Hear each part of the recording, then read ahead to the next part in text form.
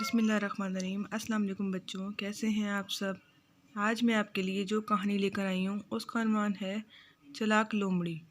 آئیے پڑھتے ہیں۔ ایک کوا کسی درخت کی شاخ پر بیٹھا تھا۔ اس کے منہ میں روٹی کا ٹکڑا تھا۔ ایک بھوکی لومڑی کا ادھر سے گزر ہوا۔ وہ کھانے کی کسی چیز کی تلاش میں تھی۔ اس نے کوے کے منہ میں ٹکڑا دیکھا تو اس کے منہ میں پانی بھر آیا۔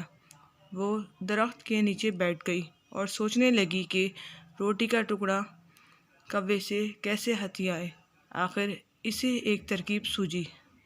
لومڑی نے کوے سے کہا، کوے میاں، واہ، آج کتنے پیارے لگ رہے ہو۔ تمہاری چونچ بھی بڑی خوبصورت ہے۔ میں نے تو سنا ہے کہ تم گاتے بھی اچھا ہو۔ مجھے کوئی گیت نہیں سناؤ گے؟